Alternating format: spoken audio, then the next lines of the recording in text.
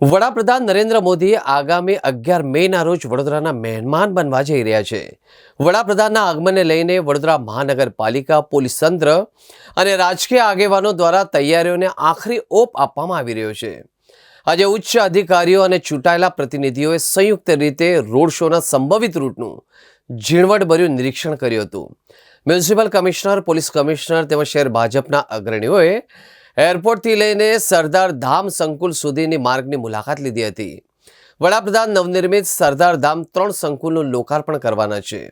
આ મુલાકાત દરમિયાન એરપોર્ટ માર્ગ પર ભવ્ય રોડ શો યોજાય એવી શક્યતાઓ પણ છે, જેને પગલે રૂટ પર સુરક્ષા વ્યવસ્થા, બેરિકેડિંગ અને લોકોના ઊભા રહેવાની જગ્યા અંગે ચર્ચા કરવામાં આવી હતી। વડાપ્રધાનની સુરક્ષાને ધ્યાનમાં રાખીને પોલીસ વિભાગ દ્વારા અત્યારથી જ રિહર્સલ અને રૂટ માર્કિંગ શરૂ કરી દેવામાં આવ્યું છે।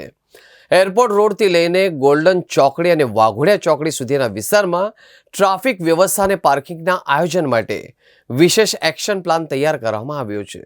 જે સંભવિત વીવીઆઈપી પ્રોગ્રામ 11 તારીખ વડોદરા ખાતે થવાનો છે। આપણે સરદારધામથી પાછા આવતા એક રોડ શોનું પ્લાનિંગ કરી રહ્યા છે। એમાં લગભગ 1.6 કિલોમીટર અને લગભગ 40,000 કરોડની પ્લાનિંગ અત્યારે અમે કરી રહ્યા છે। એમના માટે શું શું સુવિધા હોવું જોઈએ, શું પ્રકારની અરેન્જમેન્ટ્સ હોવું જોઈએ, બેરિકેડિંગ હોવું જોઈએ, આ બધા ઉપર અત્યારે તૈયારીઓ કરી છે। એટલે સ્થાનિક પદાધિકારીઓ, ચૂંટેલા પાક, એડમિનિસ્ટ્રેટિવ સિસ્ટમ અને ગાંધીનગરથી આવેલા પ્રતિનિધિઓ સાથે મળીને અત્યારે પ્લાનિંગ ચાલુ થઈ ગયું છે। હવે અને કાલે પણ અલગ અલગ સંસ્થાઓ સાથે, વડોદરા નાગરિકો સાથે મીટિંગ કરવાના છે। એના પછી જ અમે ડિપ્લોયમેન્ટની કામગીરી આગળ વધીશું। ઓનરેબલ પ્રાઇમ મિનિસ્ટર ઓફ ઇન્ડિયાના